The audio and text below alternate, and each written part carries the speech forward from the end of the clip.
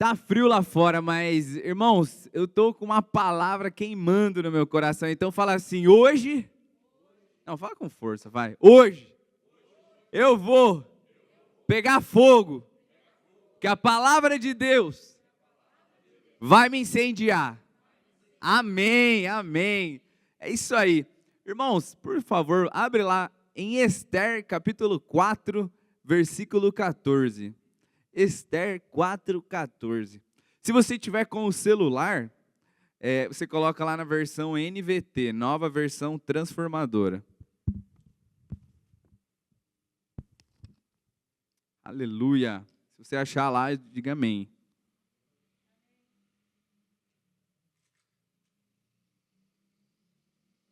Aleluia. Vamos lá então, você já achou aí, já colocou na versão NVT? Vamos ler então. E fala o seguinte, aqui, só presta atenção para eu te contextualizar aqui. Aqui é o livro de Esther, né? E Esther foi uma mulher de Deus, uma mulher do povo de Deus, vamos dizer assim, foi colocada numa posição estratégica ali no reino, vamos dizer assim. E qual que era o contexto ali? Os judeus estavam precisando de um livramento da parte de Deus, uma intervenção sobrenatural vinda da parte de Deus. E eles precisavam que alguém intercedesse por eles diante do rei. E Esther era essa pessoa que estava colocada nessa posição. E aqui, vamos lá, ler agora o que o livro de Esther, capítulo 4, versículo 14, está falando. E fala assim, se ficar calada num momento como este, alívio e livramento virão de outra parte para os judeus. Mas você e seus parentes morrerão. Quem sabe não foi justamente para uma ocasião como esta que você chegou à posição de rainha? Irmãos, eu li esse versículo aqui e eu queria eu me indaguei e eu queria te perguntar, sabe? Hoje a gente vive em uma sociedade que, irmãos, a gente não precisa nem discorrer aqui do dia a dia, do que acontece no mundo, do que os nossos filhos estão expostos, enfim, do que a gente está exposto no dia a dia. E a gente olha para a nossa geração, para o mundo, para as pessoas, no nosso trabalho, no nosso convívio, e a gente vê pessoas completamente desesperadas, sabe? Precisando de algo, sabe? Pessoas amarguradas, pessoas deprimidas, pessoas desiludidas, pessoas sem esperança, sem rumo, sem propósito, sem uma direção, pessoas completamente perdidas. E assim como Esther, a gente se encontra diante de uma situação onde Deus está nos perguntando, sabe, se você e eu ficarmos calados, alguém vai se levantar para levar para as pessoas que estão perto de nós aquilo que elas precisam e que nós temos dentro de nós. E a segunda pergunta é, quem sabe não foi justamente para uma ocasião como esta, ou para um tempo como este, justamente para isso, que Deus me chamou, que Deus te chamou, que Deus nos chamou.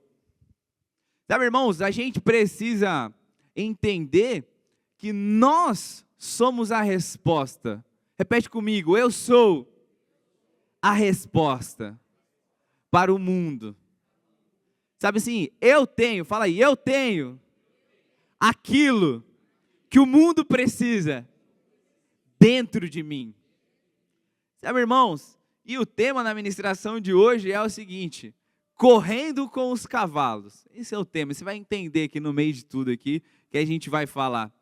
E como eu estava falando, irmãos, eu e você, nós somos a resposta para esse mundo. E nós estamos na mesma posição que Esther, colocados em um lugar estratégico. Deus te plantou onde Ele te plantou estrategicamente, porque Ele quer te usar de uma maneira sobrenatural, assim como Ele usou Esther. Esther foi extremamente usada por Deus para levar livramento para uma geração inteira. E existe uma matéria que saiu lá no The New York Times que fala o seguinte, olha o tempo que a gente tem vivido, irmãos. chama assim, ó, os americanos não encontraram uma alternativa satisfatória para a religião. Esse é o título da matéria. E vou resumir aqui só alguns pontos principais, mas basicamente a escritora lá chama Lauren Jackson, depois você pode procurar lá no Google. Ela relatou que nas últimas décadas, de 1990 para cá, ou seja, 30 e poucos anos, mais de 40 milhões de americanos deixaram as instituições religiosas. 40 milhões de pessoas. Acho que dá, sei lá, o país inteiro do Peru, se eu não me engano, da Argentina. É muita gente. Esse movimento de, vamos dizer assim, de êxodo das igrejas, trouxe o quê? A ascensão do novo ateísmo. E existe um nome que se dá a esse novo ateísmo, que são os nones. Que são essas pessoas? São as pessoas sem religião. Pessoas que não têm religião. Ou não acreditam em Deus, ou se acreditam, não querem fazer parte de uma igreja, não querem frequentar uma instituição religiosa. E por que eu estou falando isso dos Estados Unidos? Porque nós vivemos um mundo globalizado. E os Estados Unidos, basicamente, o que acontece lá, anos depois, 4, 5 anos, começa a refletir aqui para a gente. A gente pode ver isso no TikTok, que nasceu lá, passou uns anos, todo mundo aqui está usando TikTok. Redes sociais, moda, enfim, cultura, música. Então, olha o que está acontecendo nos Estados Unidos, irmãos. E o que essas pessoas fizeram? Eles tentaram substituir a religião por algo, como eu posso falar? Por algo secular, por algo mundano. Então, eles trocaram a oração por meditação. Trocaram a teologia pela filosofia pop. Eles trocaram as igrejas por fóruns e clubes online. Então, essas pessoas, elas foram em direção a uma vida secular que prometia para elas sentido, propósito, uma direção, uma resposta, que prometia algo para elas. E sabe o que aconteceu com esses nones, com esse movimento, o resultado disso?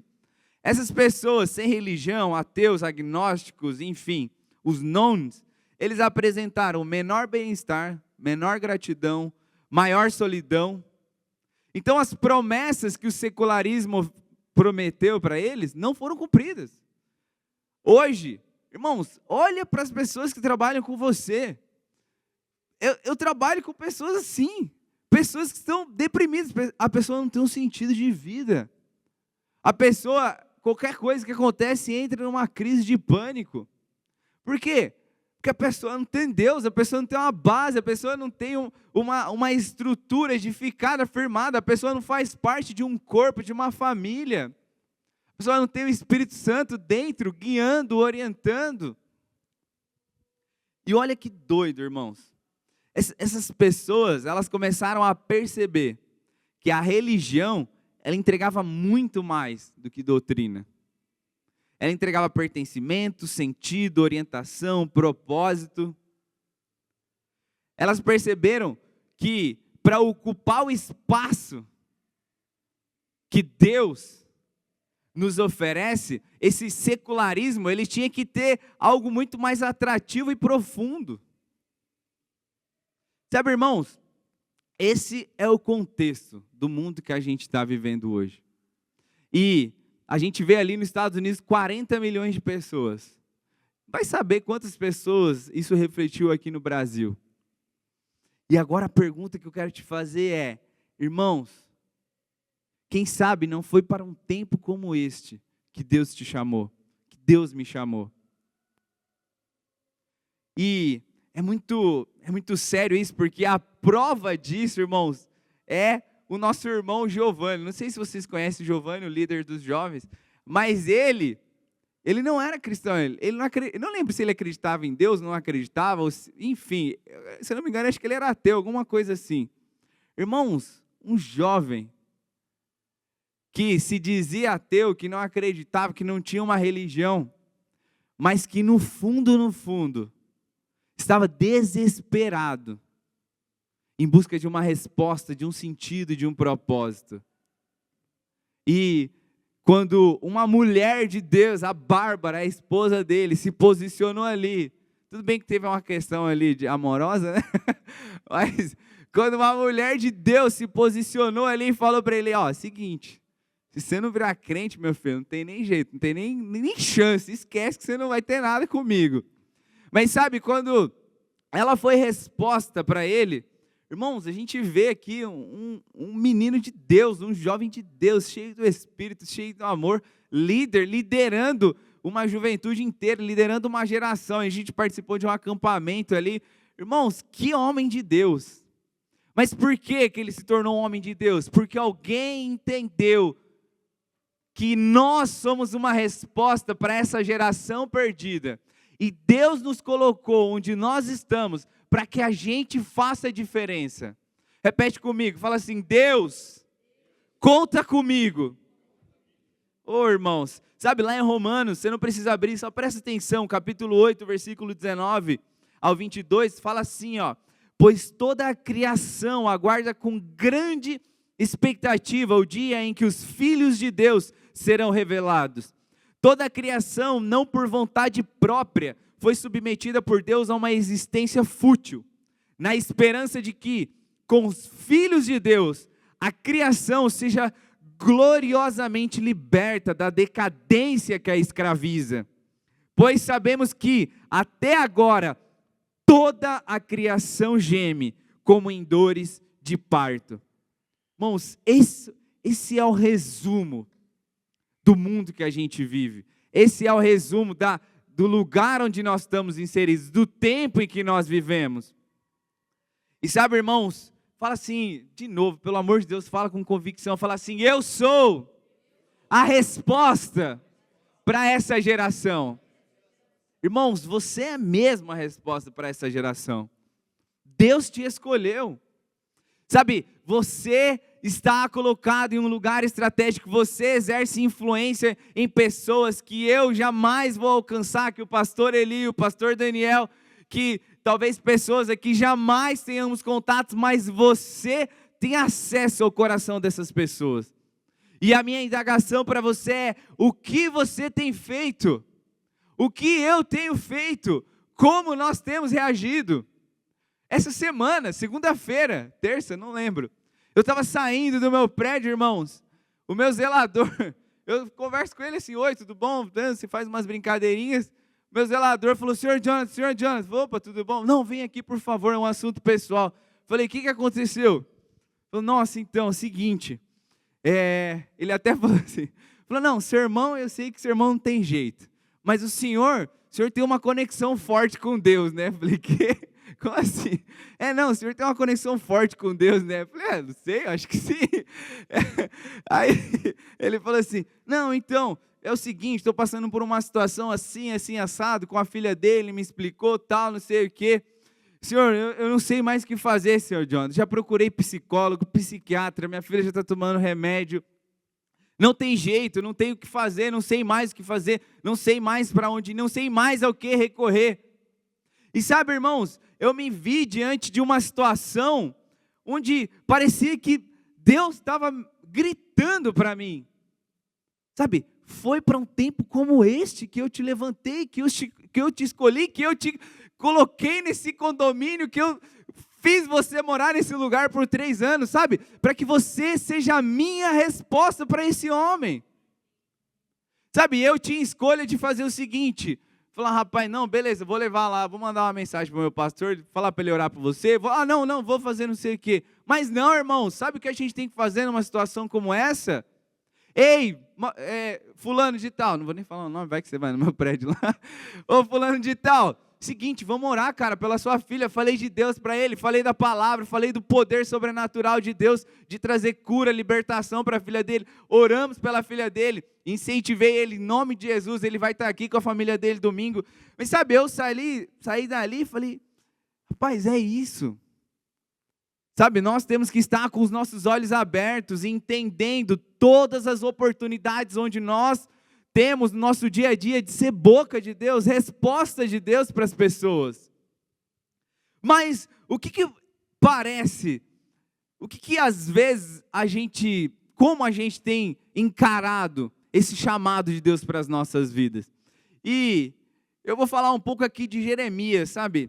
Porque às vezes eu vejo que a gente está parecendo um cristão parecido com Jeremias. Irmãos, Jeremias era um profeta que foi chamado jovem por Deus. Deus escolheu Jeremias bem jovem.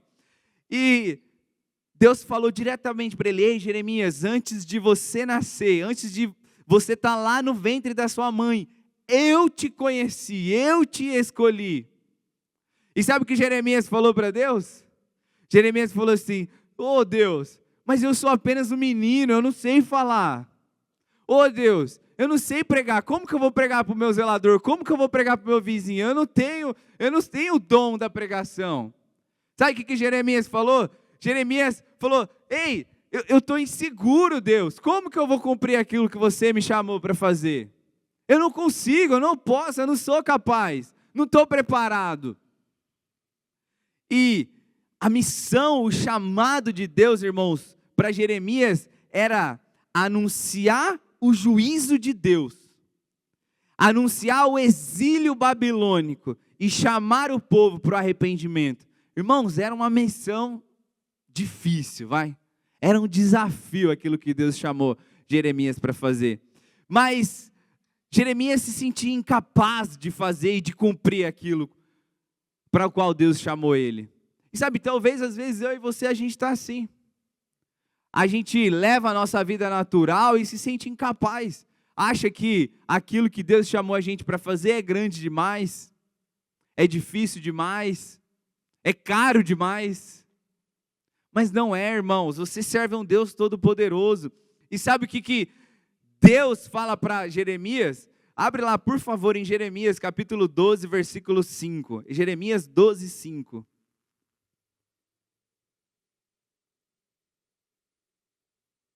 Alguns versículos antes, Jeremias está reclamando, literalmente reclamando com Deus.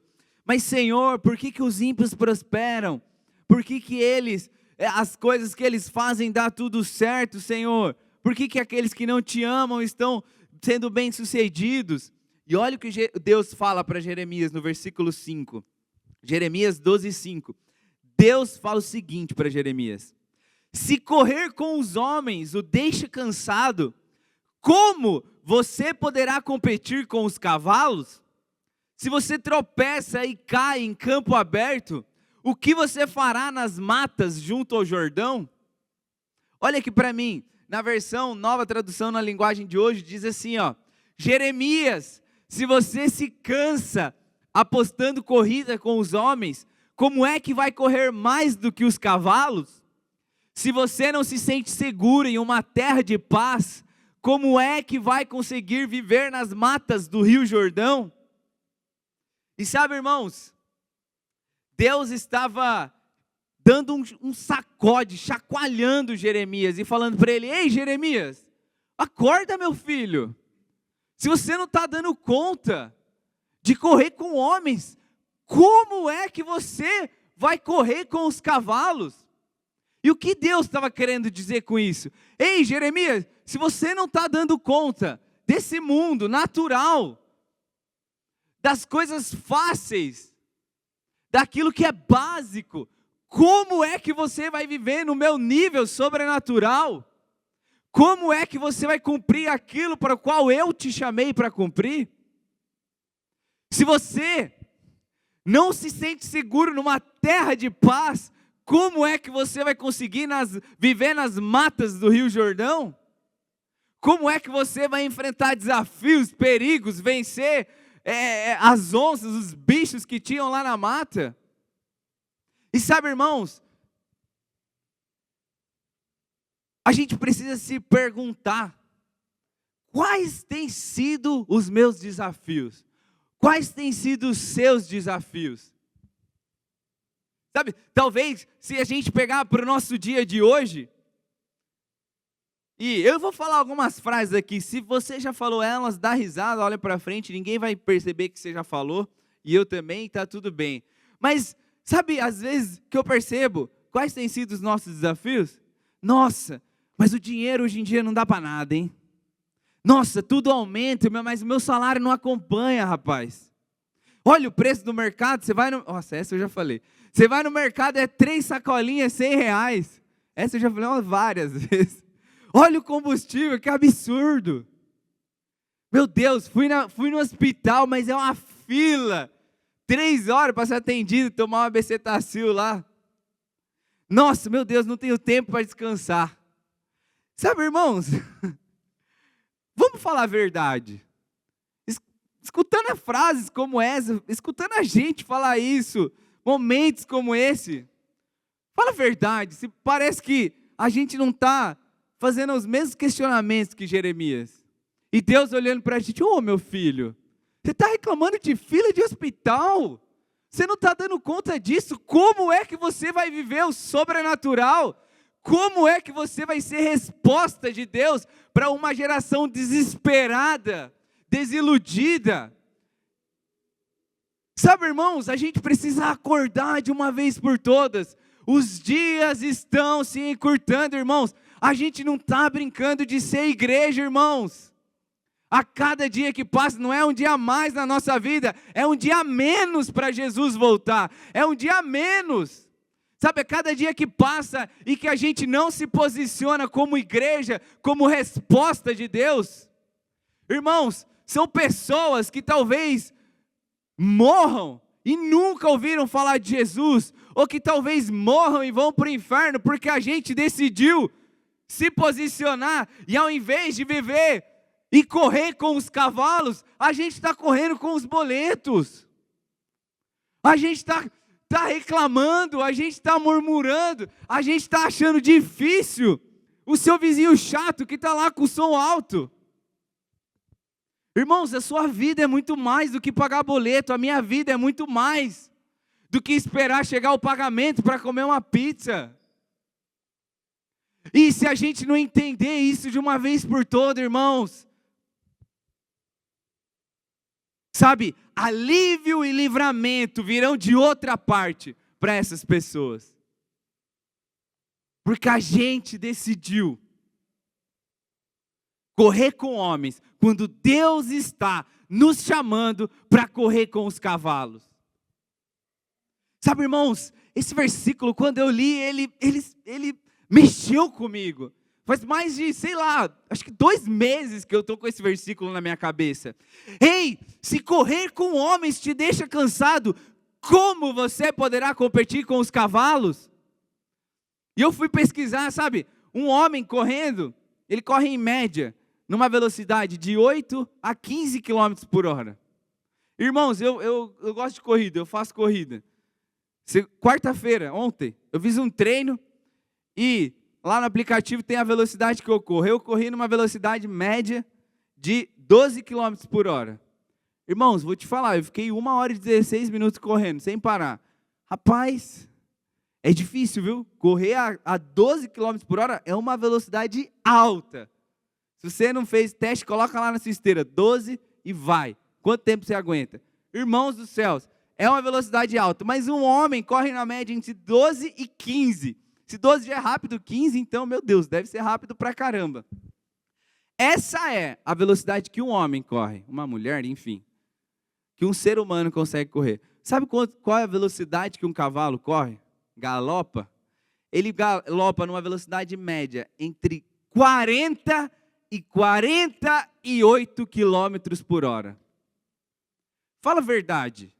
É possível eu e você corrermos nessa velocidade naturalmente?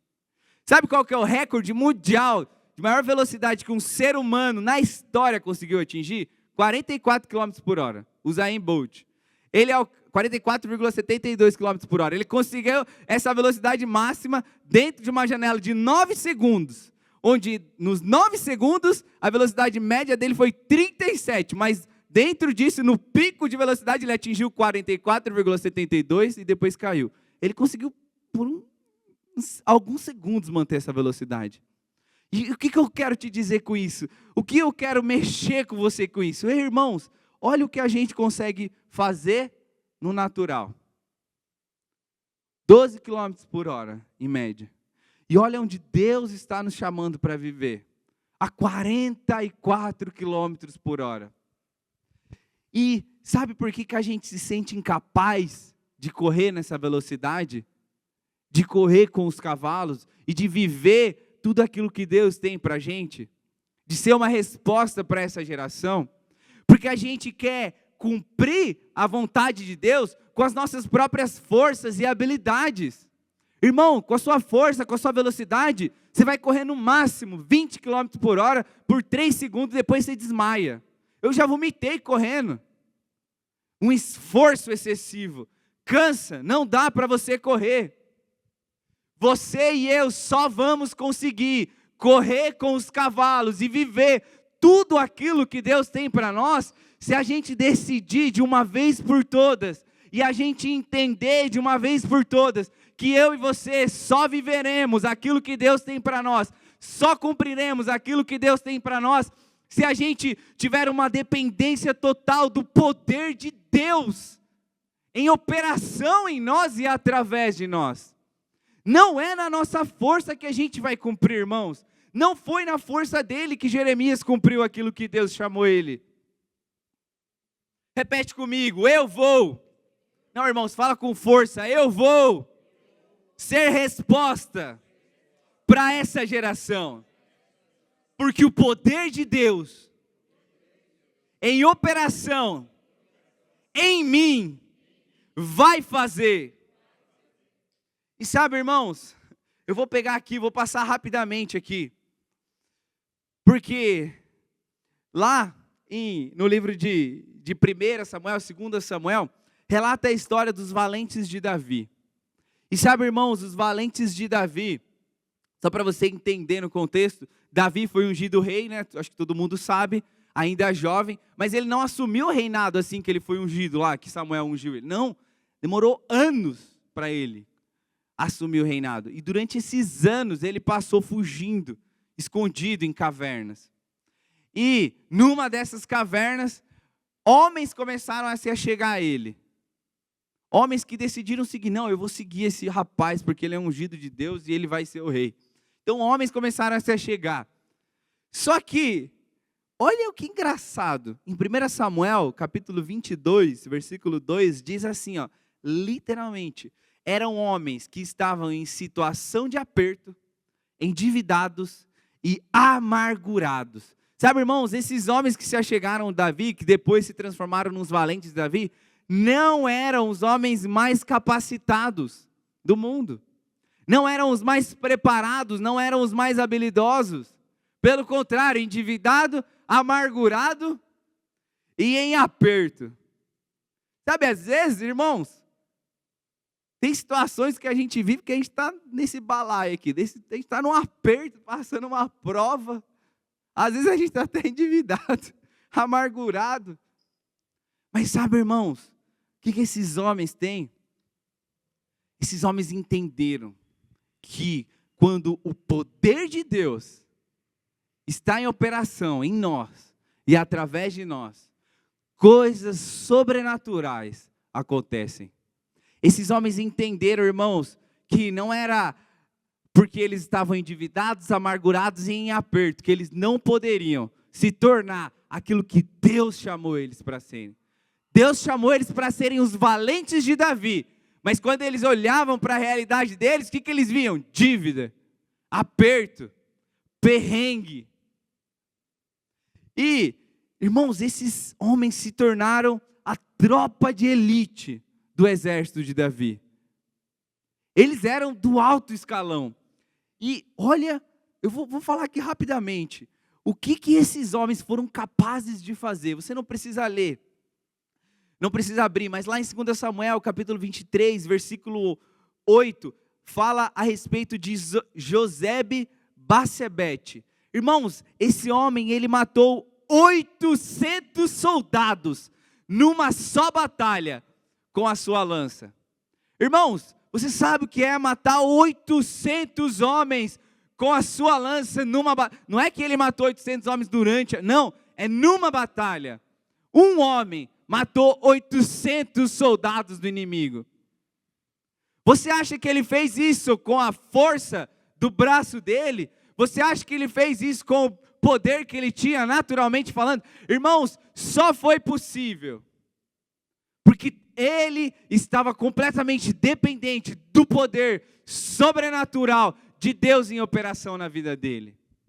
Irmãos, o segundo valente de Davi, Eleazar, em 2 Samuel, capítulo 23, 10 fala dele. Irmãos, esse homem matou filisteus até a sua mão ficar grudada na espada. Depois você pode ler lá na sua casa a história. Lê lá 2 Samuel 23.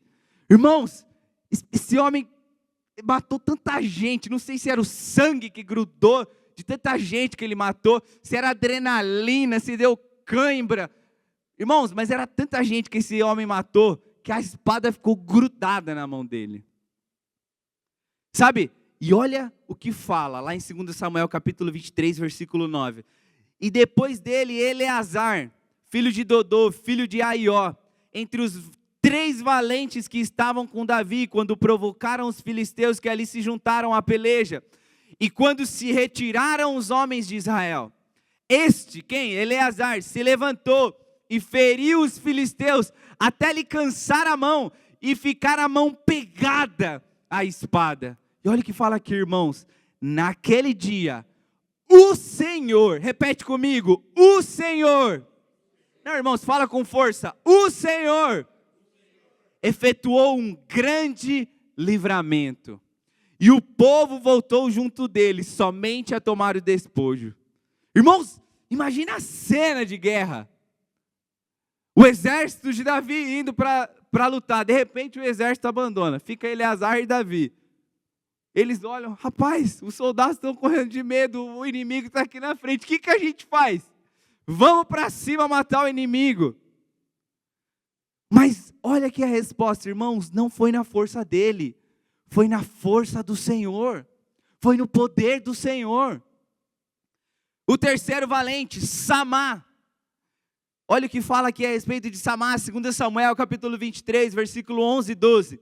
E depois dele, Samá, filho de Agé, o Arratita. Quando os filisteus se juntaram numa multidão, onde havia um pedaço de terra cheio de lentilhas, e o povo fugira de diante dos filisteus. Versículo 12. Este, pois, se pôs no meio daquele pedaço de terra e o defendeu, e feriu os filisteus. Repete comigo. Repete com força, irmão. E o Senhor efetuou um grande livramento. Irmãos, aqui está a resposta. É o Senhor. É na força do Senhor. É no poder do Senhor. É só assim que a gente consegue correr com os cavalos. É só assim que a gente consegue correr a 44 km por hora. É só assim que a gente consegue ser resposta para uma geração. É só assim que a gente consegue cumprir aquilo que Deus nos chamou para cumprir. Oh, aleluia. Sabe, irmãos, a gente precisa entender de uma vez por todas isso. Sabe, eu sei que a nossa vida às vezes parece ser monótona e rotineira demais. Mas, irmãos, é nessa rotina que Deus quer te usar. É quando você sai para passear com o seu cachorro. É quando você vai na padaria. É quando você está no mercado. É quando você está no trânsito. Mesmo que aquele abençoado te fecha, é ali que Deus quer te usar. É ali que Deus quer operar um grande livramento. É ali que o Senhor quer efetuar um grande livramento. Quando alguém no seu trabalho está doente, nós precisamos entender isso, irmãos. Até quando a gente vai viver uma vida natural? Até quando a gente vai correr com os homens, quando Deus está nos chamando para correr com os cavalos? E sabe, irmãos, eu quero falar aqui de 3 homens que fizeram a diferença no mundo, 3 homens que abalaram as gerações. O primeiro deles era John Wesley. Esse homem de Deus, John Wesley, tem a seguinte frase, ele diz o seguinte: Senhor, me dá 100 homens que odeiem o pecado e não desejem mais nada além de ti, então eu abalarei o mundo. Esse homem viveu em 1703 até 1791, ele foi um evangelista e um teólogo. Ele foi fundador do metodismo, um movimento que hoje reúne mais de 80 milhões de membros no mundo. Irmãos, esse homem, ele viajou mais de 400 mil quilômetros a cavalo para pregar o evangelho. Esse homem pregou mais de 40 mil sermões. Ele levou avivamento espiritual e transformação social para a Inglaterra e para o mundo. E sabe como ele começou? Com um irmão e um amigo. Eles se reuniram e decidiram: nós seremos a resposta de Deus para essa geração. E sabe o que eles fizeram? Se reuniram para quê? Para orar. E eles eram muito metódicos, então eles tinham horários de oração, horários de leitura da palavra, eles tinham rotinas para serem cumpridas. E as pessoas começaram a olhar eles e falar: nossa, vocês são muito metódicos. E daí surgiu o nome metodismo. Porque eles eram muito metódicos. Mas sabe, irmãos, sabe quanto dá 400 mil quilômetros?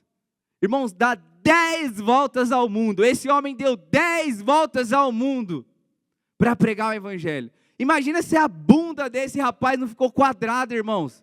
Às vezes a gente pega um ônibus, viaja 5, 6 horas para São Paulo, não dá um negócio assim que você fica até meio torto? Imagina você viajar 400 mil quilômetros. Irmãos, isso daí deu 6 anos e meio, só em cima de um cavalo galopando. Para quê? Para ser a resposta para uma geração. Esse homem decidiu: ei, eu não vou correr com homens, eu vou correr com os cavalos, eu vou cumprir aquilo que Deus me chamou para cumprir. Sabe, irmãos, Deus está à procura de homens e mulheres que odeiem o pecado e o amem acima de tudo. E eu te pergunto: Deus pode contar com você? Sabe, irmãos, graças a Deus a gente não precisa viajar mais 400 mil quilômetros a cavalo. Está mais fácil, irmãos, está mais fácil. Pelo amor de Deus, abre seu Instagram, você tem vergonha, posta um versículo, irmãos. Às vezes o versículo que você vai postar vai ser a resposta de Deus para uma pessoa que está em cima de uma ponte, do nada ela resolve abrir o seu stories e ver lá. Oh, aleluia. Irmãos, o segundo homem de Deus, D.L. Moody, ele falou o seguinte: o mundo ainda não viu o que Deus pode fazer com um homem totalmente consagrado a Ele.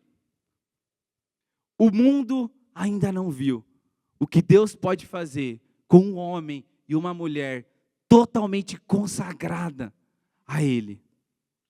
Irmãos, esse homem foi evangelista também. Ele evangelizou diretamente, mais de 100 milhões de pessoas em suas cruzadas nos Estados Unidos e na Europa. Não tinha TV, não tinha rádio, não tinha internet. Isso em 1858 a 1899. Esse homem fundou o Moody Bible Institute, que ainda hoje forma missionários e pastores. E foi um dos grandes catalisadores do movimento missionário moderno. Sabe como esse homem começou, irmãos? Evangelizando crianças em bairros pobres. O mundo ainda não viu, irmãos, o que Deus pode fazer através de você, se você decidir se consagrar totalmente a Ele. E entender que foi para um tempo como este que Deus te formou, que Deus te criou. Para que você seja a resposta para essa geração. Irmãos, se durante toda a sua vida, nos seus, 80, 90 anos que você talvez viva na terra, que eu e você talvez vivamos na terra, se a gente levar uma pessoa para o céu, se a gente tirar uma pessoa do inferno, irmãos, já valeu a pena. A nossa vida inteira. Então a gente precisa entender isso, irmãos, de uma vez por todas. Porque se a gente não decidir de uma vez por todas, irmãos, a gente vai continuar correndo atrás dos boletos, reclamando do mercado, reclamando dos políticos e vivendo a nossa vida de uma maneira natural, correndo com homens. Sabe, irmãos, o terceiro homem, Evan Roberts, ele diz a seguinte frase: Eu não sou a fonte deste avivamento, sou apenas um agente entre o que é e o que será essa multidão. Não sou eu que toco os corações dos homens e muda as vidas. Não sou eu, mas o Deus que opera em mim. Esse homem estava sendo entrevistado num jornal e ele deu essa resposta para ele quando perguntaram: o que acontece? O que está acontecendo em tudo isso? Sabe, irmãos, esse homem, ele foi o precursor do avivamento do país de Gales. Um dos maiores avivamentos da história. Sabe, irmãos, esse avivamento, esse homem, era um jovem minerador e pregador. Irmãos, ele levou cerca de 100 mil pessoas a Cristo, em poucos meses.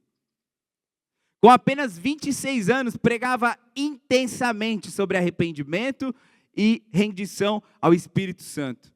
Esse avivamento do país de Gales influenciou outros avivamentos ao redor do mundo, inclusive o avivamento da Rua Azusa, que talvez seja mais conhecido que esse do país de Gales. Irmãos, olha o que aconteceu naquele país.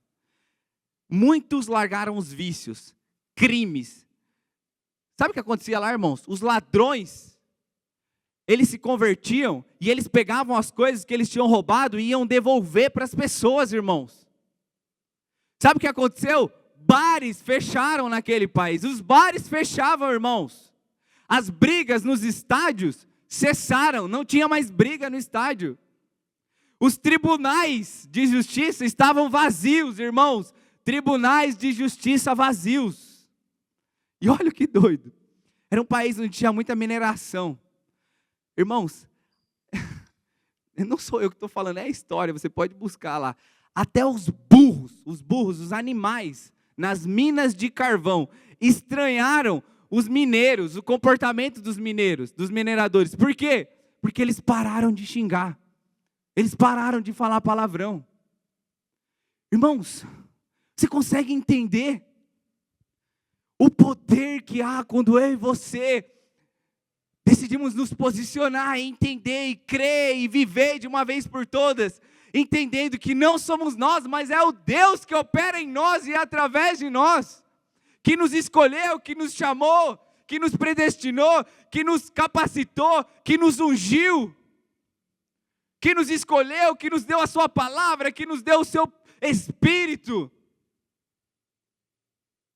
Irmãos, sabe como isso começou? Com 18 pessoas.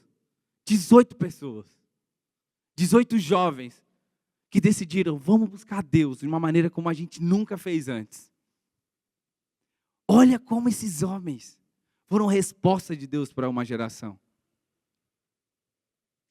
Oh, aleluia. Sabe, irmãos, eu quero que se saia daqui. O desejo do meu coração e o desejo do coração de Deus é que a gente saia daqui, irmãos. E saia ali fora, você tira a blusa e você não vai sentir frio.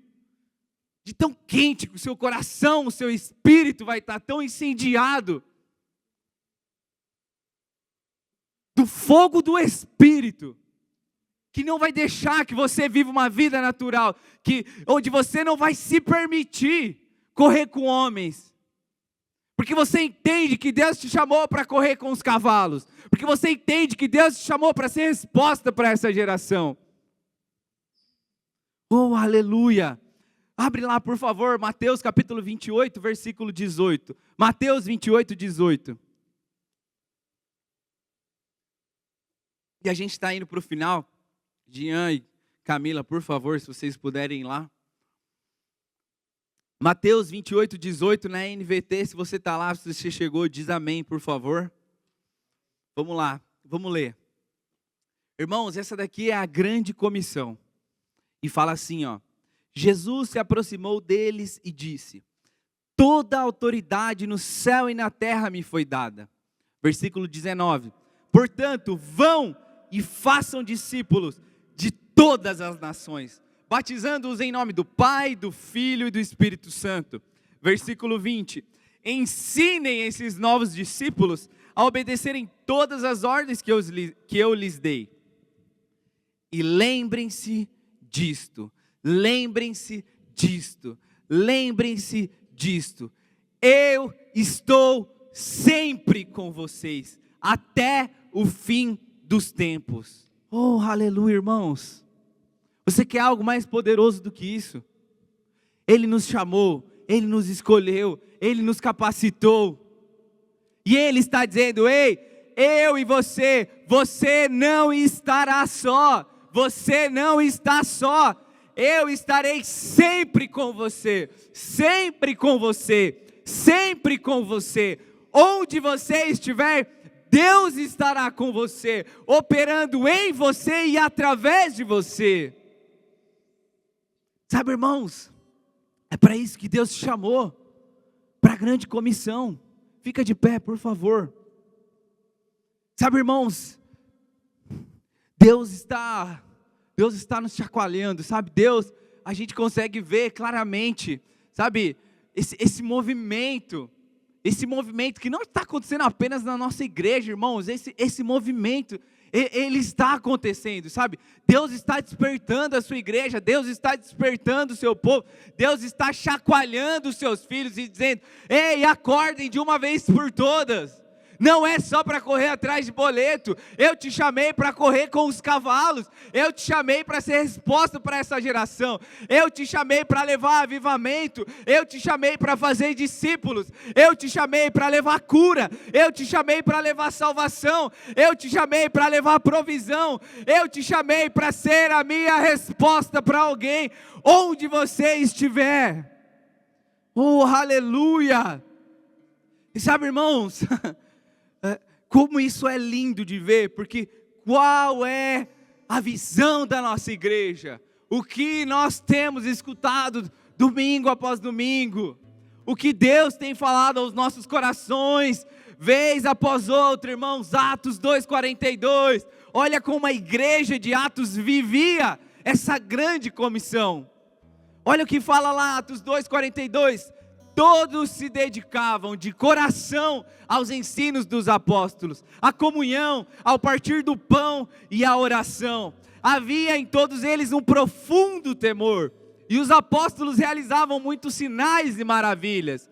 Os que criam se reuniam num só lugar e compartilhavam tudo o que possuíam.